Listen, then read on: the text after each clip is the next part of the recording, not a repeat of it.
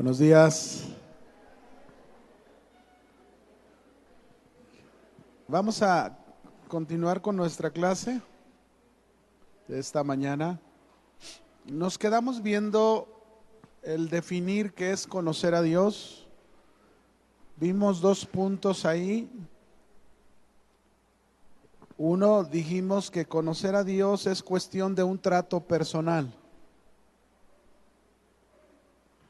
Es decir, tú no vas a conocer a Dios por tu esposo, por tu esposa, por tus hijos, por tus pastores o por una iglesia. No, es cuestión, conocer a Dios, dijimos, es cuestión de trato personal. Y luego el punto 2 que vimos, dijimos que conocer a Dios también es cuestión de un compromiso personal. Es decir, y conocer a Dios, eso va a traernos un compromiso. Pero vamos a un tercer punto de conocer a Dios. Aquí es donde retomamos. Conocer a Dios también es cuestión de gracia.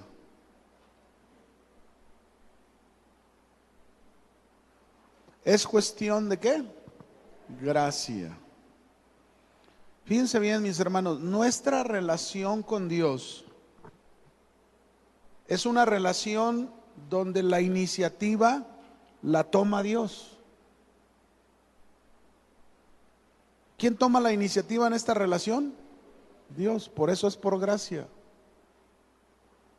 Es decir, si Dios no toma esta iniciativa, si Dios no nos da este libro que tenemos en nuestras manos, que es la Biblia, que es el medio para poderle conocer, nosotros no podríamos conocer a Dios.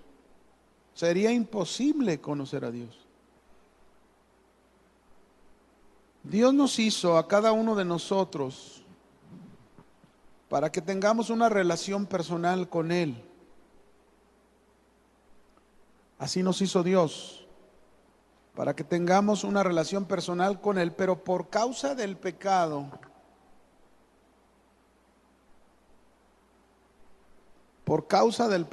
¿qué hizo el pecado en nuestra relación con Dios? Nos alejó.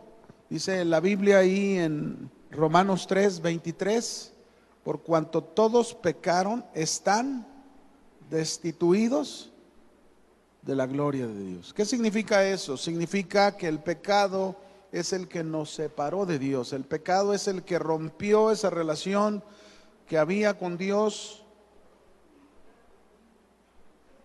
Y por eso, fíjense bien, Romanos 3:23, donde dice ahí, por eso Dios nos tuvo que buscar.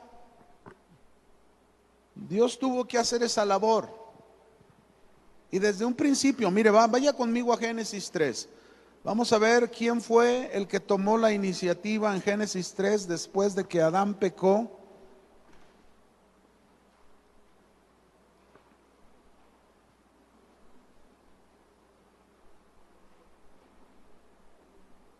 Génesis 3, versículo 7 en adelante.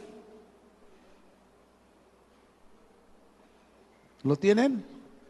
Dice, ya una vez que pecaron, dice el 7, entonces fueron abiertos los ojos de ambos, de Adán y Eva, y conocieron que estaban desnudos. Entonces cosieron hojas de higuera y se hicieron delantales.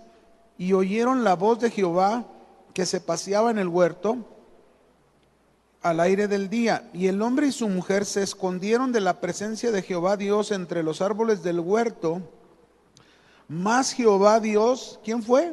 Dios, el que llamó al hombre y le dijo, ¿dónde estás tú? ¿Quién fue entonces el primero que buscó al hombre? Dios. Ahí está la iniciativa de Dios. Dios tuvo que buscar al hombre en su pecado. Si Dios no busca al hombre en su pecado, el hombre estaría perdido. Dios tuvo que buscarnos a cada uno en nuestro pecado, porque si no nos busca, mis hermanos, nosotros estaríamos perdidos. Completamente perdidos. Mire lo que dice Ezequiel 34:16. Vamos a ver dos pasajes. Uno está en Ezequiel 34, versículo 16.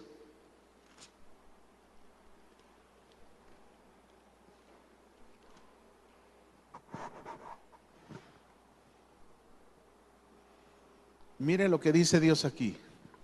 ¿Lo tienen?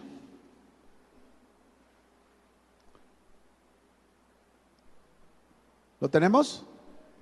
Dice, yo buscaré la perdida, está hablando Dios, Jehová, y haré volver al redil la descarriada, y vendaré la perniquebrada y fortaleceré la débil, mas a la engordada y a la fuerte destruiré, las apacentaré con justicia. Aquí dice bien claro que dice, ¿quién va a buscar a la perdida, la oveja perdida? Dios. Otro texto para confirmar ahora en el Nuevo Testamento, Lucas 15, verso 2, ahí confirmamos esta profecía que acá la vemos cumplida, ¿no? Lucas 15, verso 2 al 7.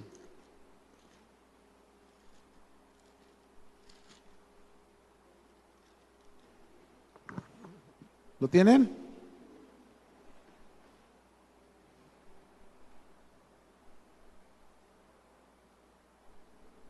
Dice, y los fariseos y los escribas, miren estos hombres religiosos, murmuraban diciendo, es decir, refiriéndose a Jesús, a los pecadores recibe y con ellos come. Entonces él, Jesús, les refirió esta parábola diciendo, ¿qué hombre de vosotros, teniendo 100 ovejas, si pierde una de ellas, no deja las 99 en el desierto y va tras la que se perdió hasta encontrarla? Y cuando la encuentra, la pone sobre sus hombros gozoso. Y al llegar a casa, reúne a sus amigos y vecinos diciéndoles, gozaos conmigo, porque he encontrado mi oveja que se me había perdido. ¿Cuántos saben que un día el Señor te puso en sus hombros? Fue a buscarte donde tú estabas perdido y te puso en sus hombros y te trajo al redil. Entonces, conocer a Dios es cuestión de gracia. No es cuestión de nosotros. Nosotros no estamos aquí, ni tú ni yo, porque somos buenos, ni porque somos muy bonitos. Estamos aquí porque Él sabía que nosotros le daríamos una respuesta a Dios al buscarnos. Nosotros, mis hermanos, fíjense bien, perdimos todo derecho completamente para poder acercarnos a Dios. ¿Cuánto derecho perdimos? Todo.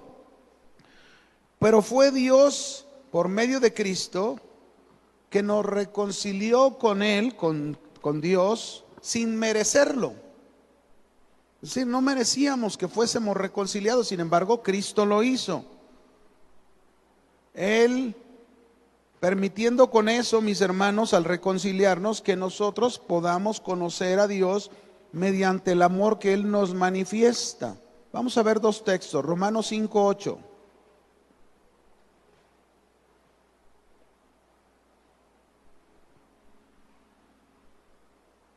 Romanos capítulo 5, versículo 8, por favor.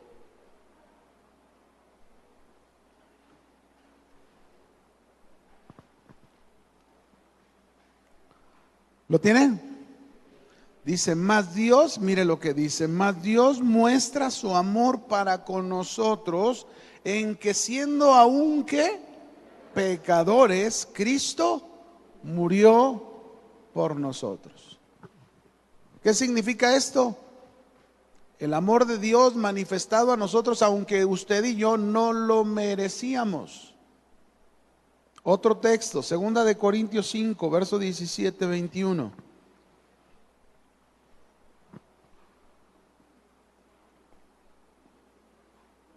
Segunda de Corintios 5, 17 al 21. ¿Lo tenemos? De modo que si alguno está en Cristo, nueva criatura es. Las cosas viejas pasaron y aquí todas son hechas.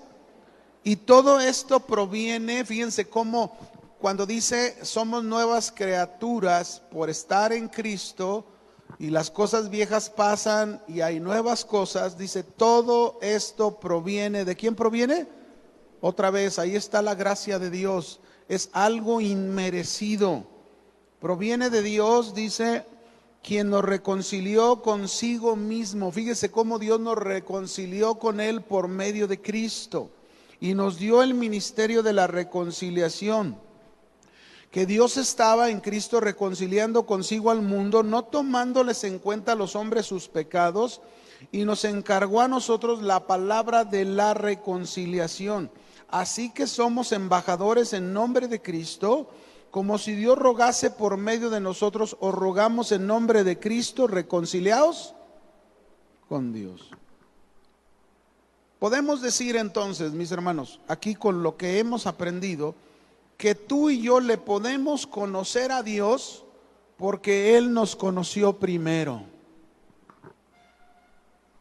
Podemos conocer a Dios porque Él nos conoció ¿qué? Primero. Dios ahora, mis hermanos, nos conoce como amigos, nos conoce como hijos, nos conoce como familia suya, nos conoce como sus siervos. Pero sobre todo, mis hermanos, nos conoce porque nos ama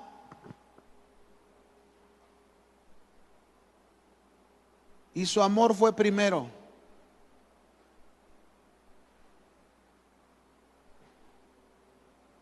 Así que no se les olvide, conocer a Dios es cuestión de gracia.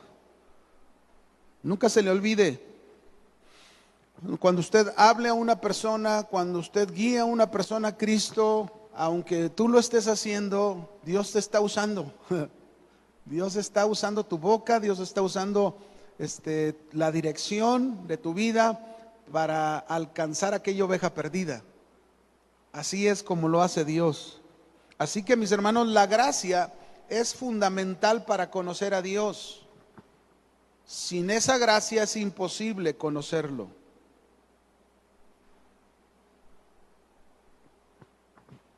Y nada más para culminar en esto, la gracia es un favor inmerecido, un regalo inmerecido. No quiero que se le olvide esto, que luego se nos olvida.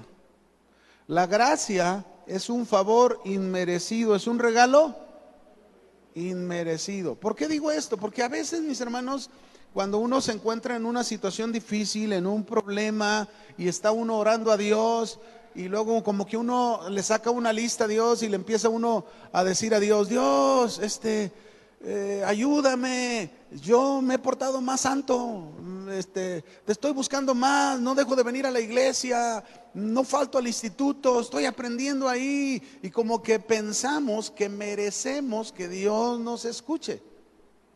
¿Sí lo comprende? Y no es así. Usted ore a Dios, pero siempre piense que aún sus oraciones, si tienen respuesta o no la tienen, todo es un favor inmerecido. ¿De quién? De Dios. Es por gracia. Es por la gracia de Dios. Y voy a ponerles este ejemplo. Imagínate que tú estás en la cárcel por un homicidio que cometiste. Ahí está, te dieron 100 años de prisión. ¿Cuándo vas a salir? Pues a lo mejor ahí te vas a morir, ¿no? Pero estás en la cárcel por un homicidio que tú cometiste. Pero resulta que de repente, a la semana, llega el guardia de la cárcel y te dice, quedas libre. ¿Cómo que quedo libre? Pues si me dieron 100 años de prisión. Y entonces el guardia te dice, vino otra persona y ha ocupado tu lugar. Ella se ha hecho culpable por ti. Así que quedas libre. ¿Cómo se le llama a eso? ¿Favor? ¿Regalo? ¿Lo merecías? No lo merecíamos. Así que qué hermoso es poder conocer a Dios por su gracia, ¿no creen? Señor, no lo merecía, no merecía conocerte como te estoy conociendo, no merecía tener una relación como la que estoy teniendo contigo, sin embargo, gracias por darme este gran privilegio. ¿Cuánto le dan gracias a Dios? Bien. Ok, mis hermanos, póngale ahí en la siguiente nota de sus cuadernos. Iniciemos pues con los atributos de Dios. Ya hemos hablado en forma general, ahora vamos a irnos adentrando en forma más específica con respecto a Dios. ¿Qué son los atributos de Dios? Empezaríamos con esta pregunta. ¿Qué son los atributos de Dios?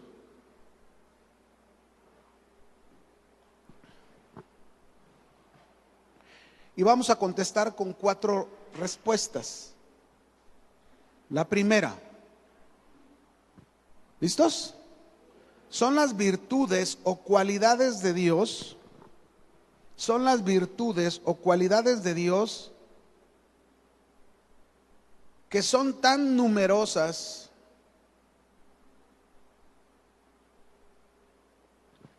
como sus nombres, y que surgen de su naturaleza.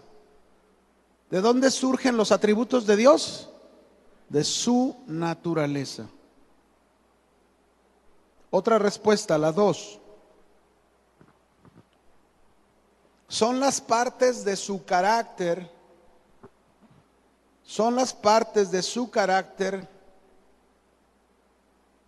atribuibles a Dios,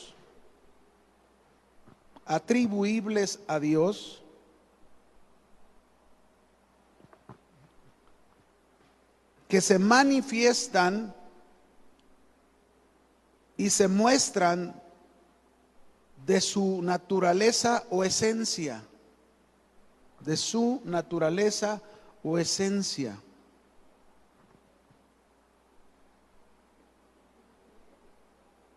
Ok, voy a repetir esta. Son las partes de su carácter que son atribuibles a Dios y que se manifiestan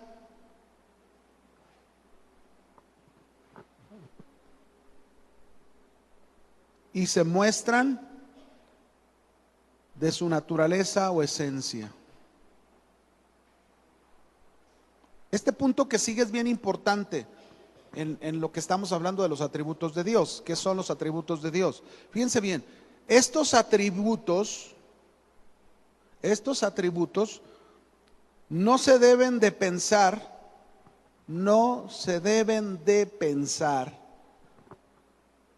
que la suma de ellos constituyen a Dios.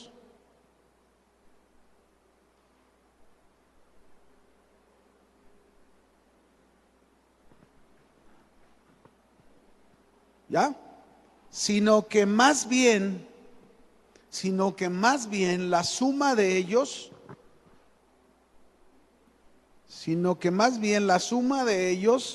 surgen de la esencia eterna de su ser,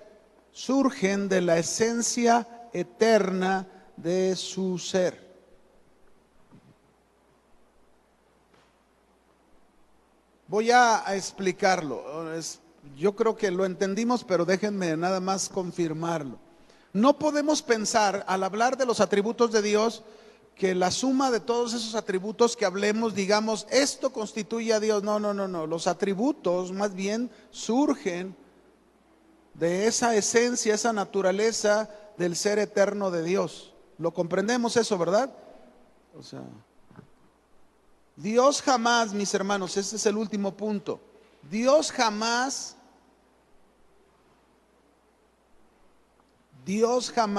va a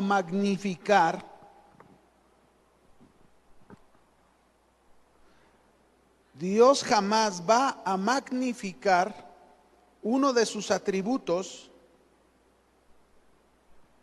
en prejuicio de los demás.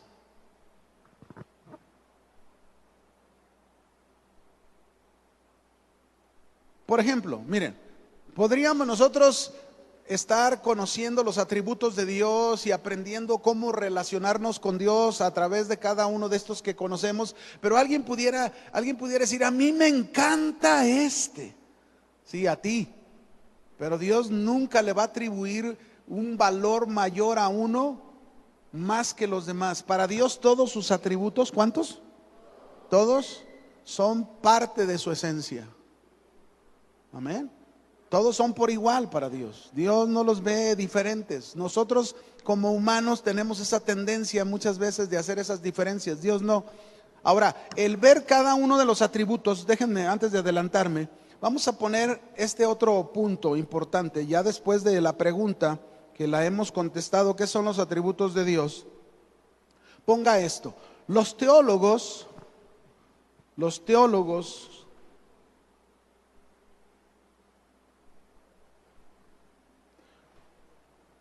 nos han dado una buena variedad. Nos han dado una buena variedad de clasificaciones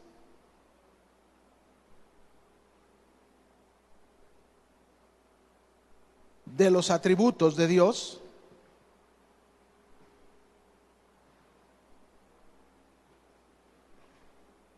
de los cuales aprenderemos.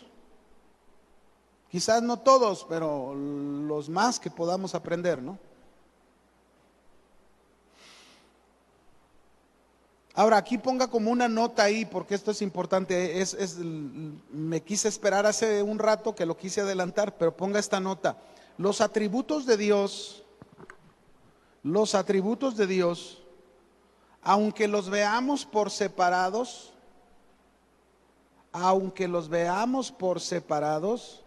para conocerlos,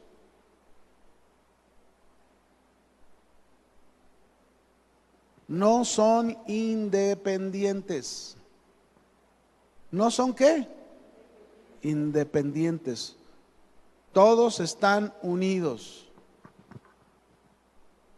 Todos están, ¿cómo están? Unidos. Muy bien. ¿Quieren aprender de los atributos de Dios? Ya vimos en forma general todo lo que teníamos que conocer. Ahora vamos a entrar en ellos en una manera específica y vamos a empezar con una primer clasificación de los atributos de Dios.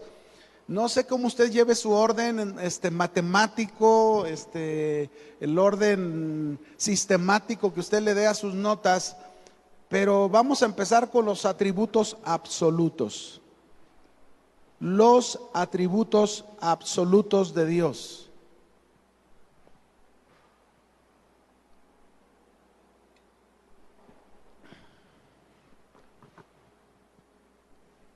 Y vamos a definirlos, porque hay que definirlos antes de entrar a ellos, ¿no? Es como hacer la pregunta, ¿qué son estos atributos absolutos, no? La palabra absoluto o absolutos, con ellos se quiere designar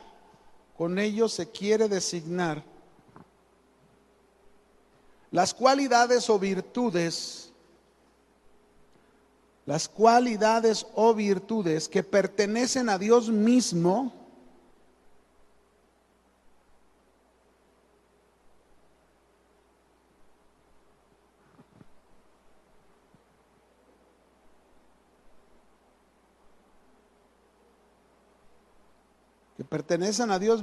y que reflejan su propia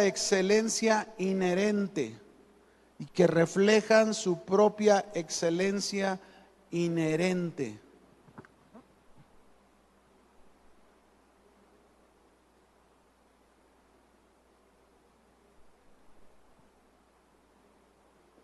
Es decir, mire, Dios puede tener relación de esos atributos con nosotros, sí, pero es algo que solamente Él con nosotros, porque nosotros no podemos difícilmente entender este tipo de atributos, aunque hay algunos que sí. Yo voy a comenzar con dos que realmente nosotros llegamos a conocer. El número uno, estos atributos absolutos que solamente le pertenecen a Dios, que solamente Dios posee. Uno de ellos es el único Dios verdadero.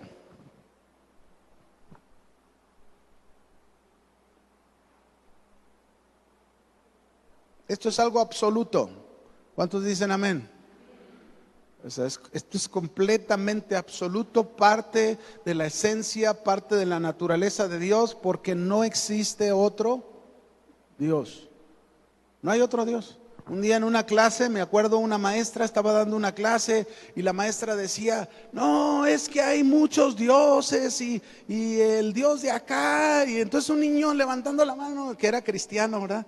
Niño levantaba la mano, maestra, maestra. Y luego, ¿qué, Juanito? A ver, ponte de pie, ¿qué pasó? Dice, no, mi Dios es único, no hay otro Dios. ¿Y cómo sabes que no hay otro Dios? No, es que lo llena todo, no hay lugar para otro. Y es verdad. Usted y yo lo vamos a ir viendo los atributos absolutos, que Él llena todo. No hay lugar, no hay espacio para otro.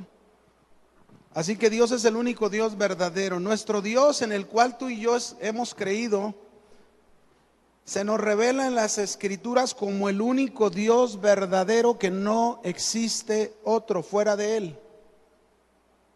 No hay otro. Juan 17:3. Vamos a confirmar esto que estamos hablando. Juan capítulo 17, versículo 3.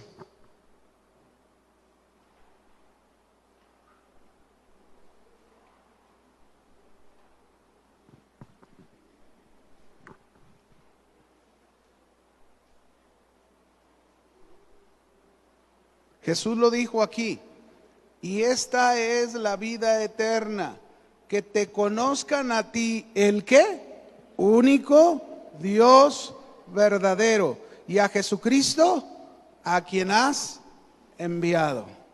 ¿Por qué pone aquí a Dios y a Jesucristo? Porque el único medio para conocer al único Dios verdadero se llama Jesucristo. Acuérdese que Él dijo en Juan 14:6, nadie va al Padre si no es por mí, dijo Jesús. Así que el único Dios verdadero es el que tú y yo conocemos por medio de la Biblia, que se ha revelado a nosotros. Deuteronomio 4:35.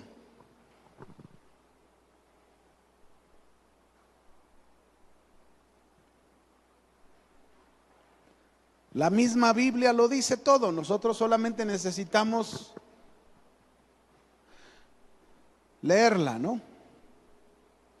Dice aquí, Deuteronomio 4:35, a ti te fue mostrado para que supieses que Jehová es Dios y no hay otro fuera de Él. ¿Cuántos hay fuera de Él?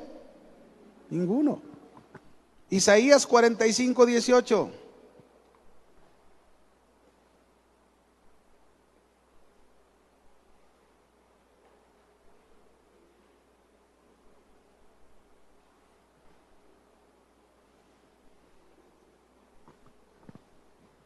Isaías 45:18. Tenemos nosotros al Dios que conocemos, es el único Dios verdadero. Dice aquí Isaías 45:18, porque así dijo Jehová, que creó los cielos, Él es Dios, el que formó la tierra, el que la hizo y la compuso, no la creó en vano, para que fuese habitada, la creó, yo soy Jehová. ¿Y qué más dice? Y no hay otro. ¿Cuánto le dan gracias a Dios por esto? ¿Se goza con el Dios que tiene? Dice qué hermoso es el Dios que tenemos, el único Dios verdadero. Y no es para presumirlo, ¿verdad? Ni para que usted contienda con los demás. Yo tengo al único Dios verdadero, ustedes no lo tienen. No. Tranquilo, ¿verdad? Es para que tú entiendas que ese único Dios verdadero, de acuerdo a los 3 puntos que hablamos anteriormente, tú tengas un trato personal. ¿Con quién? Con Él. Tú tengas un compromiso personal con Él y entiendas que le estás conociendo por su gracia, un favor inmerecido. Siempre así debe de ser, mis hermanos. Cuando nosotros entendamos cosas como estas, no nos va a costar trabajo en la relación que tenemos como seres humanos, porque es bien común que en la relación de seres humanos no caben estos principios. Muchas veces en nosotros, por ejemplo, si alguien te hirió, alguien te lastimó, alguien te ofendió, no cabe el favor inmerecido en ti. Pero a ti te lo hicieron, ¿o no? Dice, Dios muestra su amor para con nosotros, que aún siendo pecadores, Cristo murió por nosotros. ¿Quién hace eso, mis hermanos? ¿Quién muere por un pecador? ¿Quién de ustedes está dispuesto a dar su vida por el Chapo Guzmán? ¿Ninguno? Que usted diga, yo soy el culpable, a él déjenlo libre. Cristo sí lo hizo por nosotros. ¿No? Esa es su gracia tan inmensurable. Vamos a otro. Isaías 46, versos 6 y 8. Seguimos confirmando con la escritura a ese único Dios verdadero.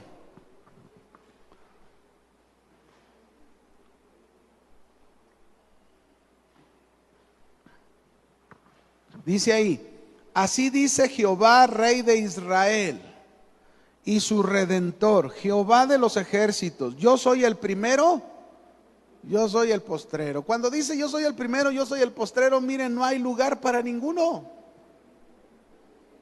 Está ahí Él ocupando todo el espacio. Fuera de mí no hay Dios. Isaías 44, 6. ¿Cuál está? ¿Cuál? Les digo, ¿todavía estoy dormido o qué? 44, 6. Dije 44, 6 al 8. Eso dije. Oh, ¿qué pues? Agárrenme a bibliazos, pues, hombre. Pero ya que acabemos, ahorita no.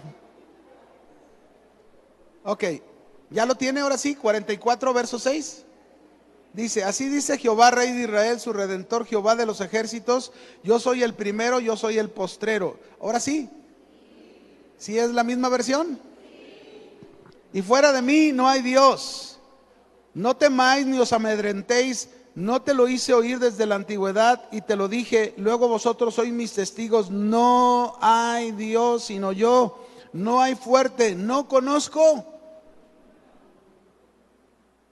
Ahí está un texto más que nos está afirmando que Dios es único.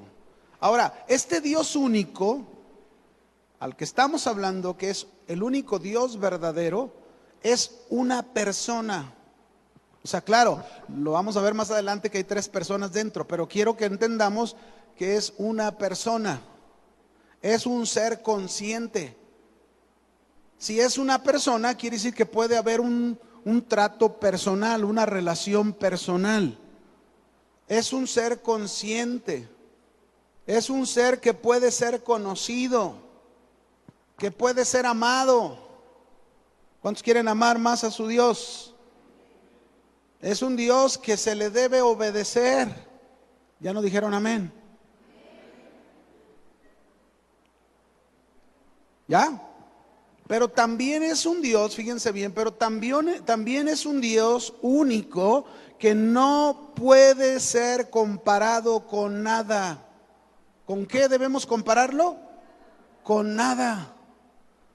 Por favor, hermanos, no podemos comparar a Dios con el dinero. Ay, yo no estoy comparando a Dios con el dinero. Bueno, eso es lo que dices con tus palabras, pero con tus hechos, quizás tu vida está centrada en eso. Y eso es lo que tenemos que entender. Dios único, mis hermanos, quiere el lugar único en tu vida.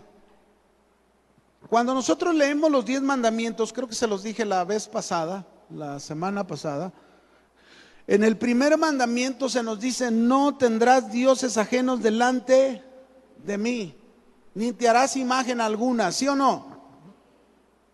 Y yo les dije que este primer mandamiento de los 10 está hablando de la unicidad de Dios. ¿Qué significa unicidad? Unicidad significa que Dios es único. No hay otro Dios, no debe de haber otro Dios en nuestras vidas. Por eso el mandamiento es, amarás al Señor tu Dios. ¿Cómo lo debes de amar? ¿Con qué lo debes de amar? Con todo tu corazón, con toda tu mente, con toda tu alma y con todas tus fuerzas. Eso implica todo tu ser. Debes amar a Dios con todo tu ser. Y fíjate bien, cuando tú y yo decimos que debemos amar a Dios con todo nuestro ser, eso significa que nadie más debe de ocupar su lugar como el Dios único. Nadie. No puede ocupar ese lugar tu familia. No puede ocupar ese lugar tu esposo, tu esposa. No puede ocupar ese lugar tus hijos, tu madre, tu padre. No. No lo puede ocupar ni el trabajo, no lo debe de ocupar el dinero, no lo debe de ocupar el deseo, el gran deseo de viajar. No, no, no. Ese único lugar le pertenece a Dios. Amén. Así es como debe de ser. Por eso Dios es único. Por eso Dios no quiere que lo compares con nada, con nada. Es triste, mis hermanos, cuando no llevamos ese orden, porque fíjense bien, cuando tú y yo no llevamos ese orden correcto en nuestras vidas y perdemos a un ser querido, el cual hemos puesto todo el corazón en él, ¿qué pasa? No puedo seguir adelante. ¿Han oído eso o no? Es que eso no debería de suceder, créanlo, en nosotros como creyentes, como cristianos, que Dios nos está dando la oportunidad de conocer al Dios único, no debería de pasar. No quiere decir que no haya tristeza, no haya dolor, no, pero no puede pasar que no podemos, porque eso significa que quizás aquella persona está ocupando no el lugar que le corresponde, sino que le corresponde a Dios. Al cual tú sí puedes decir no puedo, es de Dios. ¿Me explico? Del que sí tú debes de decir no puedo sin Dios, ahí sí no puedes, para que veas. Ahí sí es verdad, tienes toda la razón, sin Dios no podemos, sin Dios no podemos salir adelante, sin Dios no podemos superar esa situación. Sí se puede con Dios.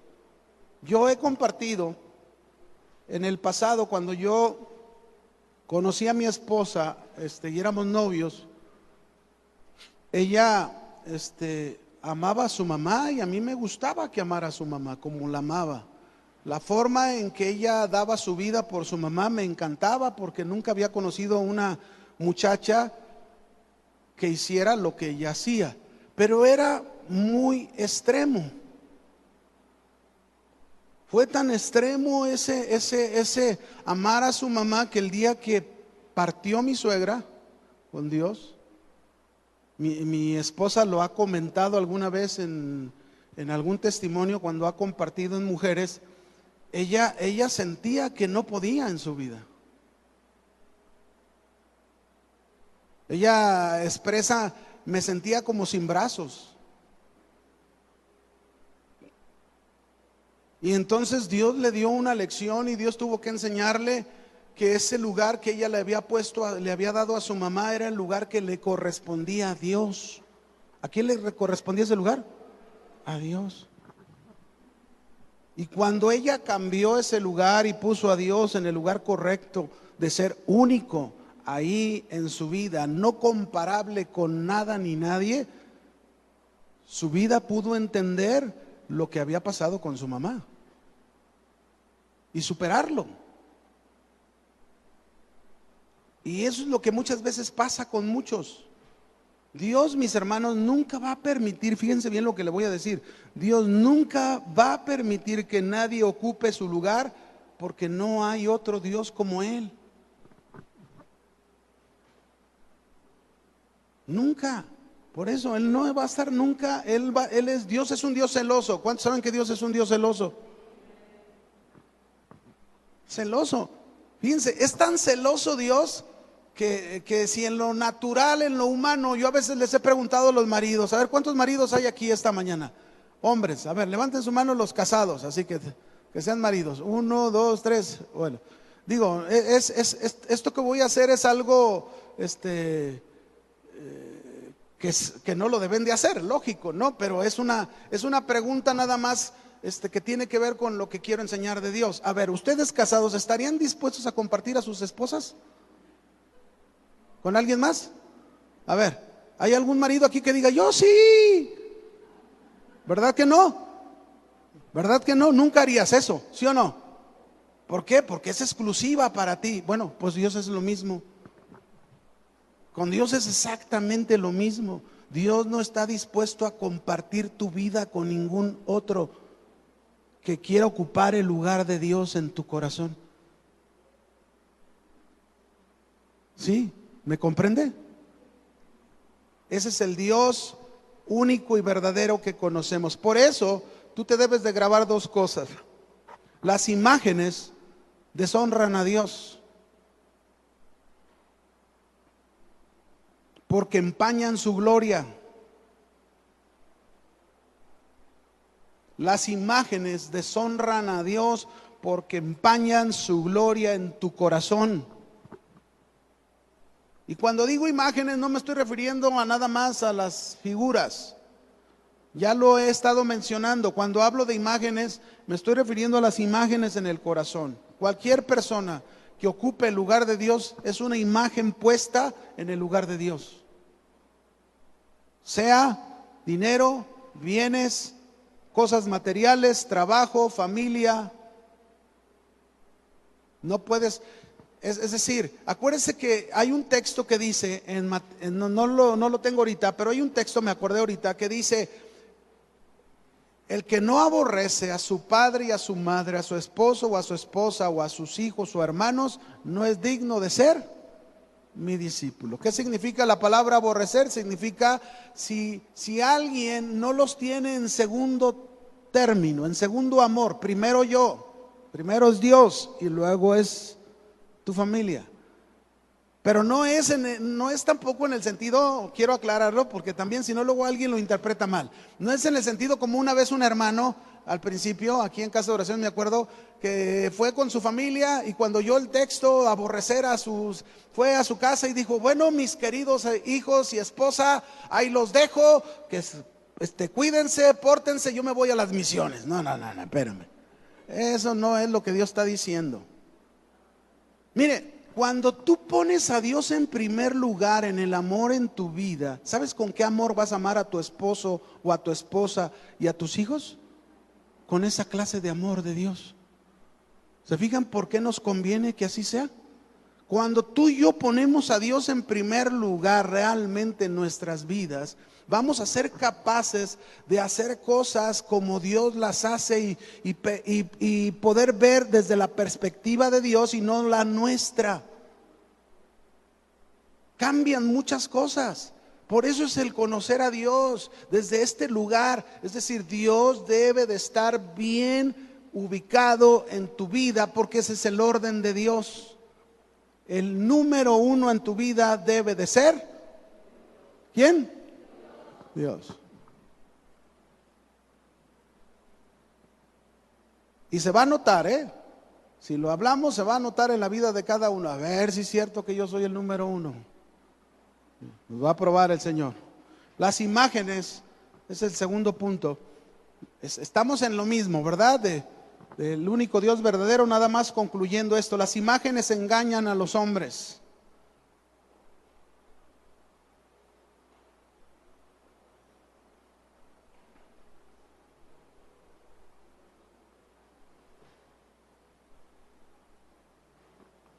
Ok.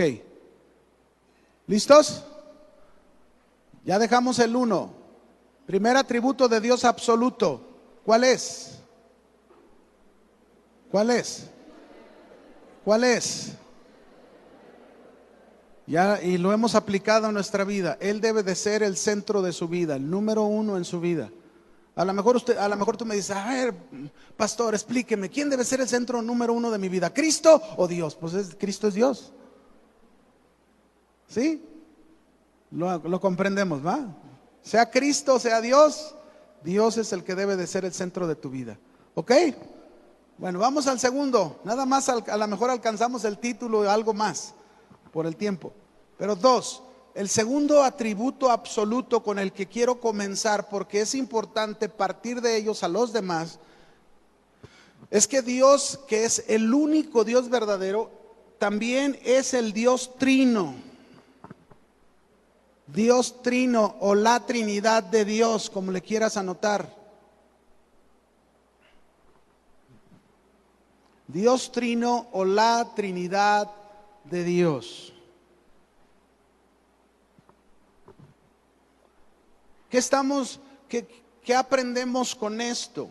Aprendemos que Dios está conformado por tres personas distintas, o tres personas distintas forman el único Dios verdadero del cual hablamos hace un momento. ¿Cuántas personas? Tres. Tres personas que componen o forman el único Dios verdadero y que son de la misma sustancia o la misma naturaleza.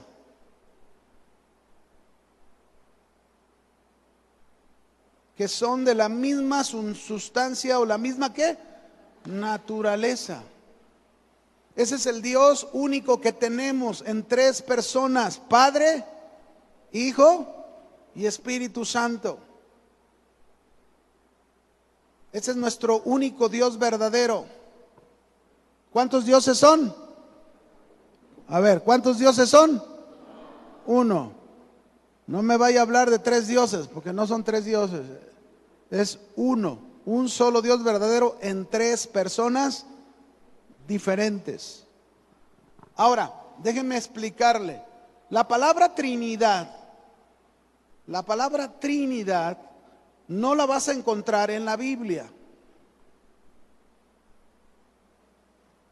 Te lo digo porque es bien común que un testigo de Jehová que te aborde por ahí, luego te puede sacar de onda con eso, ¿verdad?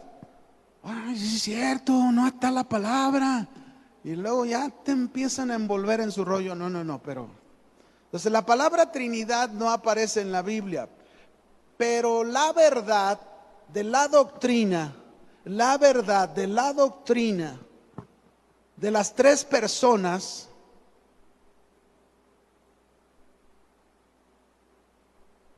en un solo Dios, de las tres personas en un solo Dios, sí aparece en todo el contexto de la Biblia.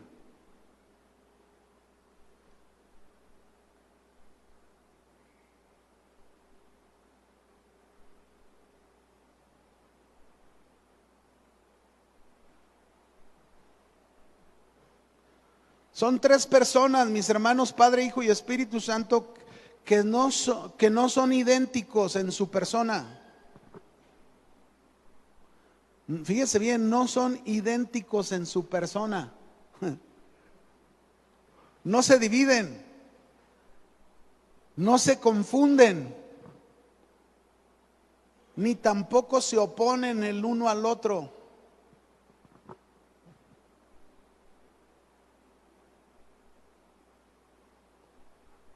Ambas personas forman una unidad, la cual es Dios. Ambas personas forman una unidad, la cual es Dios.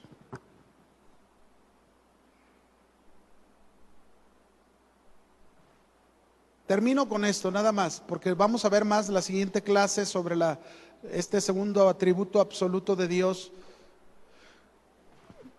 Lo único que aprendemos de esta Trinidad es hasta donde alcanza nuestra mente finita, mis hermanos. No hay mente que pueda comprender esto. Esto lo vamos a comprender de una manera absoluta cuando estemos en la presencia de Dios. Amén.